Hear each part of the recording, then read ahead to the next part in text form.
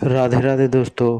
पौराणिक कथाओं के क्रम को आगे बढ़ाते हुए आज मैं आपके लिए जो कथा लाया हूँ वो महाभारत का एक बहुत ही रोचक प्रसंग है।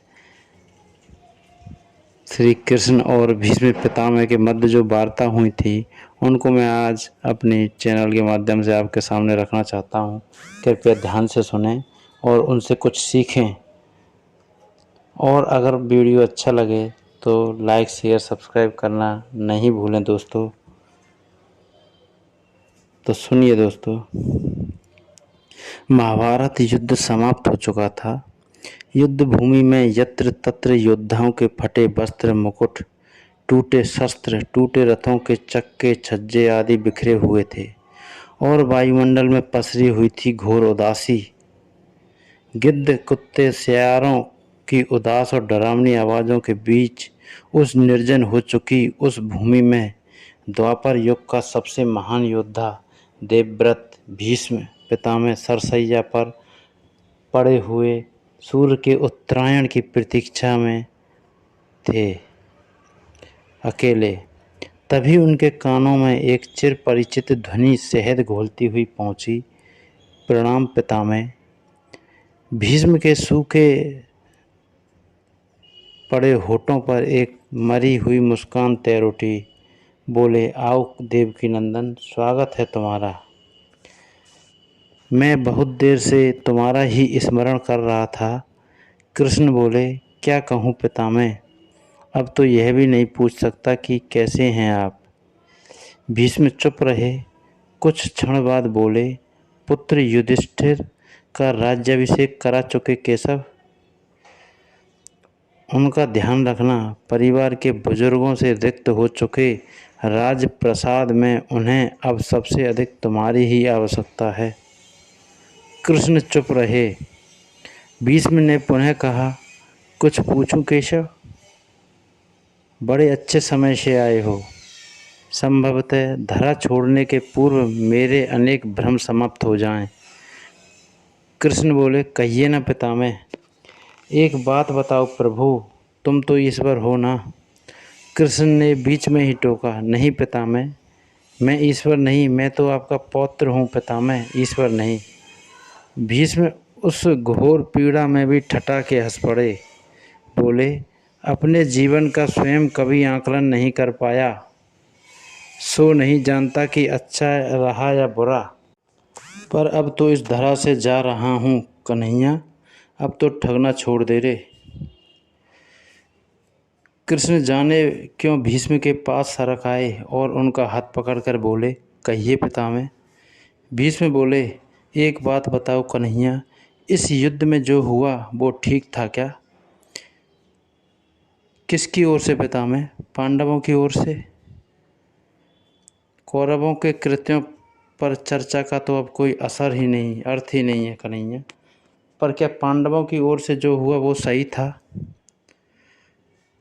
आचार्य द्रोण का वध, दुर्योधन की जंघा के नीचे प्रहार, दुशासन की छाती का चीरा जाना, जयद्रथ के साथ हुआ छल, निहत्थे कर्ण का वध, सब ठीक था क्या? सब उचित था क्या? केशव बोले, इसका उत्तर मैं कैसे दे सकता हूँ पितामह? इसका उत्तर तो उन्हें देना चाहिए जिन्होंने यह किया।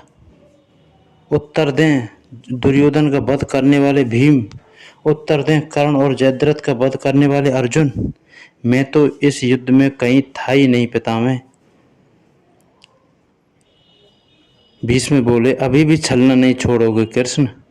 अरे भीष्म, विश्व भले कहता रहे कि महाभारत को अर्जुन और भीम ने जीता, पर मैं जानता हूँ कन्हैया कि यह तुम्हारी और केवल तुम्हारी विजय है। मैं तो उत्तर तुम्ही से पूछूंगा कृष्ण। तो कृष्ण बोले, तो सुनिए पितामह, कुछ बुरा नहीं हुआ, कुछ अनैतिक नहीं हुआ, वही हुआ जो होना चाहिए। यह तुम कह रहे हो केशव? मर्यादा पुरुषोत्तम राम का अवतार कृष्ण कह रहा है। यह छल तो किसी युग में तुम्हारे सनातन संस्कारों का अंग नहीं रहा, फिर यह उचित कैसे हो गया? कृष्ण बोले, इतिहास से शिक्षा ली जाती है पितामह। पर निर्णय वर्तमान की परिस्थितियों के आधार पर लेना पड़ता है। हर युग में अपने तर्कों और अपनी आवश्यकता के आधार पर अपना नायक चुनता है। राम त्रेता युग के नायक थे। हर युग अपने तर्कों और अपनी आवश्यकता के आधार पर अपना नायक चुनता है। राम त्रेता युग के नायक थे, मेरे भाग में द्वापर आया था। हम दोनों का निर्णय एक सा नहीं हो सकता पितामह। भीष्म बोले, नहीं समझ पाया कृष्ण, तनिक समझाओ तो।